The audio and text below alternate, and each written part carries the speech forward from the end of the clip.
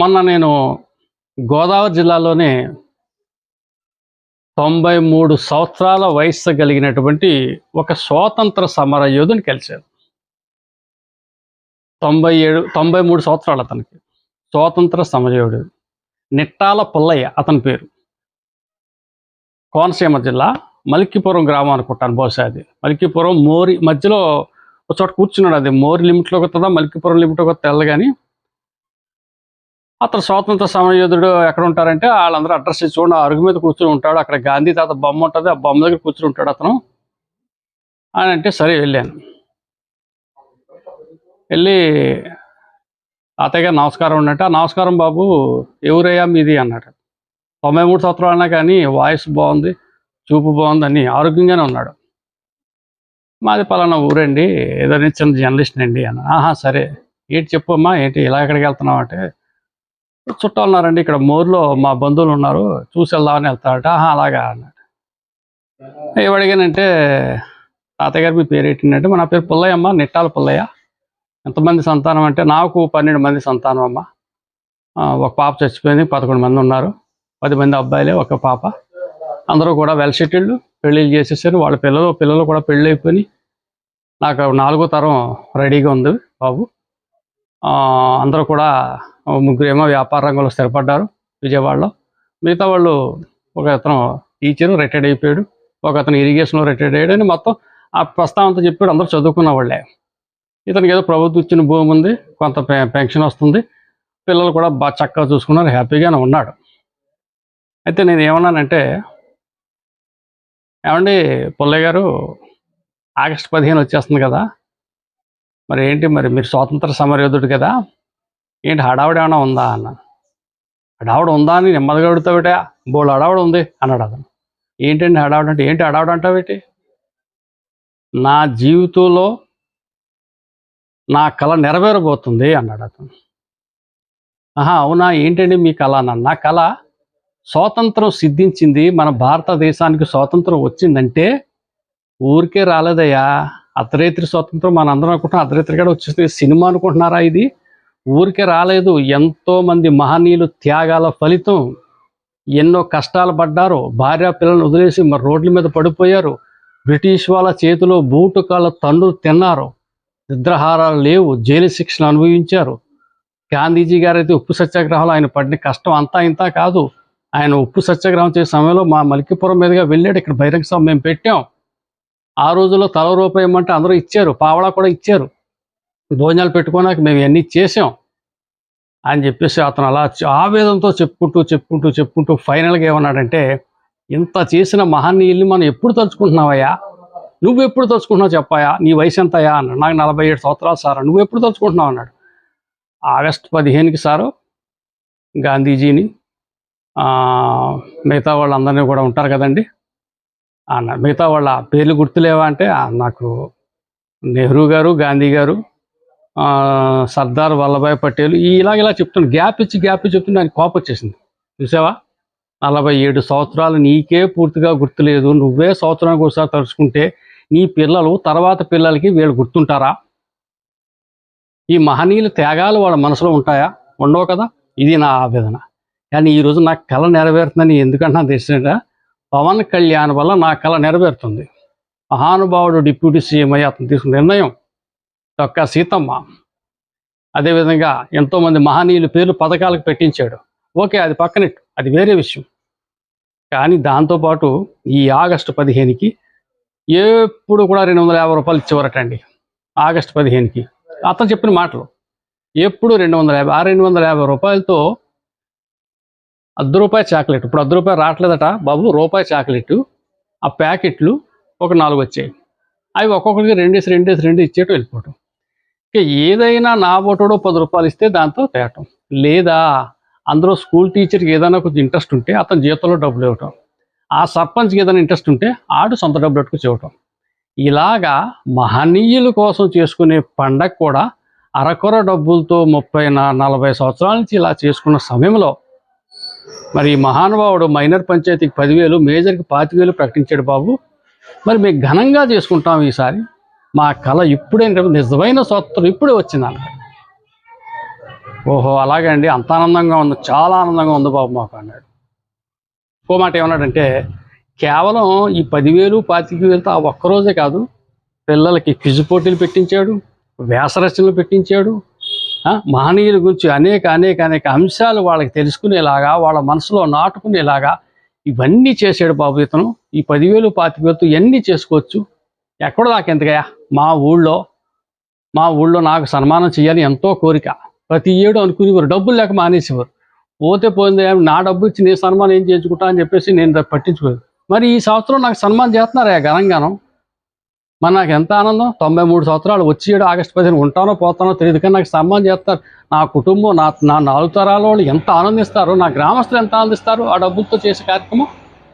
ఒకటి. ఇంకోటి ఏమన్నా చెప్పమంటారండి ఆయన, పిల్లల్లో ఇప్పటి నుంచే ఈ మహనీయుల త్యాగాలు వాళ్ళు చెప్తే వాళ్ళకు కూడా సమాజం మీద ఒక విధమైన ప్రేమ.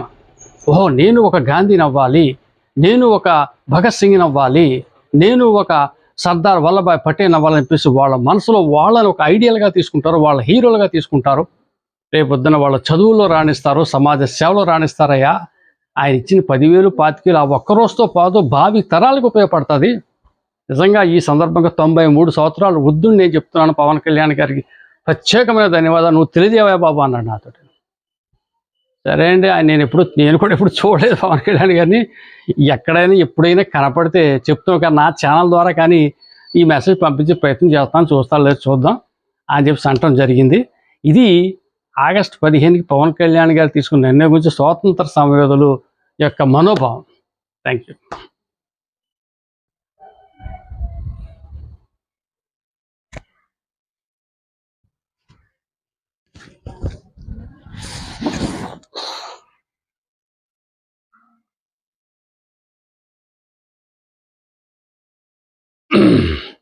మొన్న నేను గోదావరి జిల్లాలోనే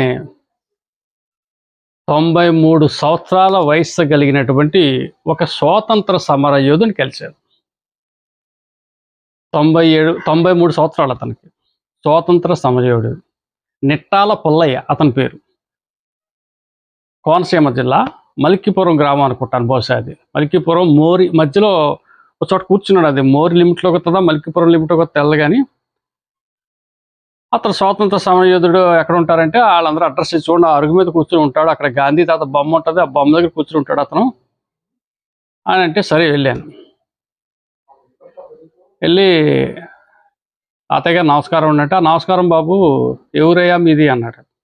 93 సంవత్సరాలు అన్నా కానీ వాయిస్ బాగుంది, చూపు బాగుంది, అని ఆరోగ్యంగానే ఉన్నాడు.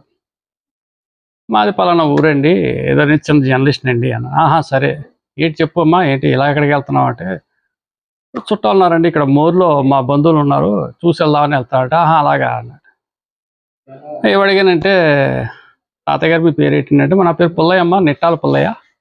ఎంతమంది సంతానం అంటే, నాకు 12 మంది సంతానం అమ్మ. ఒక పాప చచ్చిపోయింది, 11 మంది ఉన్నారు, 10 మంది అబ్బాయిలే, ఒక పాప. అందరూ కూడా వెల్ సెటిల్డ్, పెళ్ళిళ్ళు చేసేసారు. వాళ్ళ పిల్లలు కూడా పెళ్ళి అయిపోయి నాకు 4వ తరం రెడీగా ఉంది బాబు. అందరూ కూడా ముగ్గురేమో వ్యాపార రంగంలో స్థిరపడ్డారు విజయవాడలో. మిగతా వాళ్ళు, ఒక అతను టీచరు రిటైర్డ్ అయిపోయాడు, ఒక అతను ఇరిగేషన్లో రిటైర్డ్ అయ్యాడు అని మొత్తం ఆ ప్రస్తావన అంతా చెప్పాడు. అందరూ చదువుకున్న వాళ్ళే.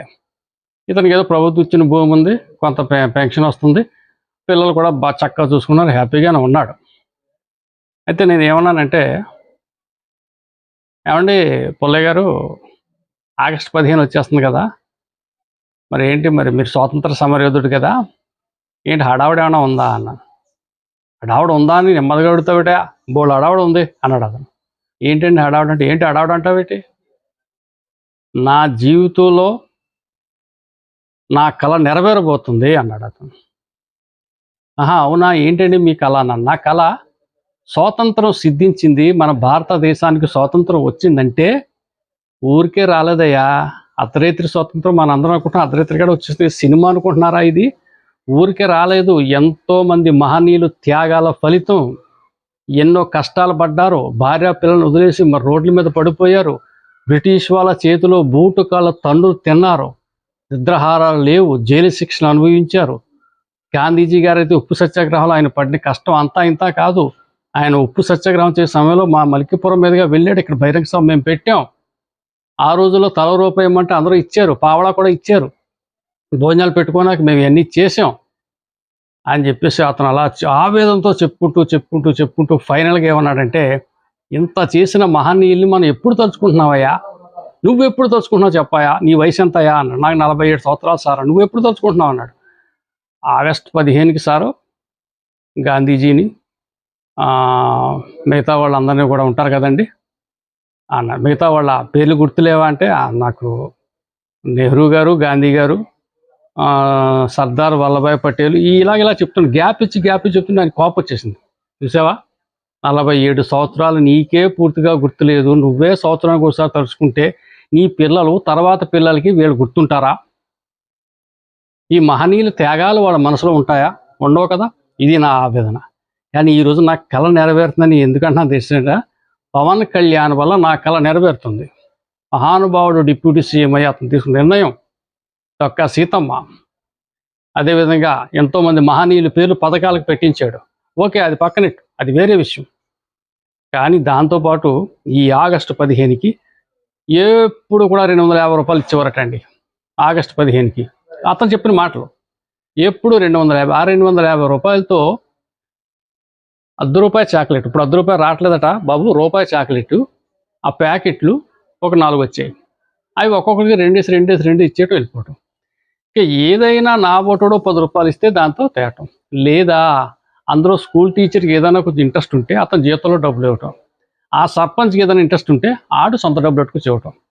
ఇలాగా మహనీయుల కోసం చేసుకునే పండగ కూడా అరకొర డబ్బులతో 30-40 సంవత్సరాల నుంచి ఇలా చేసుకున్న సమయంలో మరి మహానుభావుడు మైనర్ పంచాయతీకి 10,000, మేజర్కి 25,000 ప్రకటించాడు బాబు. మరి మేము ఘనంగా చేసుకుంటాం ఈసారి, మా కళ ఇప్పుడే నిజమైన స్వతంత్రం ఇప్పుడే వచ్చింది అన్నాడు. ఓహో అలాగే అండి, అంత ఆనందంగా ఉంది, చాలా ఆనందంగా ఉంది బాబు మాకు అన్నాడు. ఇంకో మాట ఏమన్నాడంటే, కేవలం ఈ 10,000, 25,000తో ఆ ఒక్కరోజే కాదు, పిల్లలకి క్విజ్ పోటీలు పెట్టించాడు, వ్యాసరచనలు పెట్టించాడు, మహనీయుల గురించి అనేక అంశాలు వాళ్ళకి తెలుసుకునేలాగా, వాళ్ళ మనసులో నాటుకునేలాగా ఇవన్నీ చేశాడు బాబు ఇతను. ఈ 10,000, 25,000తో ఇవన్నీ చేసుకోవచ్చు. ఎక్కడో నాకు ఎంతగా మా ఊళ్ళో నాకు సన్మానం చేయాలని ఎంతో కోరిక. ప్రతి ఏడు అనుకునేవారు, డబ్బులు లేక మానేసేవారు. పోతే పోయింది, నా డబ్బు ఇచ్చి నేను సన్మానం ఏం చేయించుకుంటా అని చెప్పేసి నేను పట్టించుకోలేదు. మరి ఈ సంవత్సరం నాకు సన్మానం చేస్తున్నారా ఘనంగానం. మరి నాకు ఎంత ఆనందం. 93 సంవత్సరాలు, వచ్చి ఏడు ఆగస్టు 15 ఉంటానో పోతానో తెలియదు, కానీ నాకు సన్మానం చేస్తారు. నా కుటుంబం, నా 4 తరాల వాళ్ళు ఎంత ఆనందిస్తారు, నా గ్రామస్తులు ఎంత ఆనందిస్తారు ఆ డబ్బులతో చేసే కార్యక్రమం. ఒకటి. ఇంకోటి ఏమన్నా చెప్పంటారండి ఆయన, పిల్లల్లో ఇప్పటి నుంచే ఈ మహనీయుల త్యాగాలు వాళ్ళు చెప్తే వాళ్ళకు కూడా సమాజం మీద ఒక విధమైన ప్రేమ. ఓహో, నేను ఒక గాంధీని అవ్వాలి, నేను ఒక భగత్ సింగ్ని అవ్వాలి, నేను ఒక సర్దార్ వల్లభాయ్ పటేల్ అవ్వాలని చెప్పేసి వాళ్ళ మనసులో వాళ్ళని ఒక ఐడియల్గా తీసుకుంటారు, వాళ్ళ హీరోలుగా తీసుకుంటారు. రేపొద్దున వాళ్ళ చదువుల్లో రాణిస్తారు, సమాజ సేవలో రాణిస్తారయ్యా. ఆయన ఇచ్చిన 10,000, 25,000 ఆ ఒక్కరోజుతో పాటు భావి తరాలకు ఉపయోగపడుతుంది. నిజంగా ఈ సందర్భంగా 93 సంవత్సరాలు వృద్ధుడు నేను చెప్తున్నాను పవన్ కళ్యాణ్ గారికి ప్రత్యేకమైన ధన్యవాదాలు. నువ్వు తెలియజేవా బాబు అన్నాడు నాతో. సరే అండి, నేను కూడా ఎప్పుడు చూడలేదు పవన్ కళ్యాణ్ గారిని.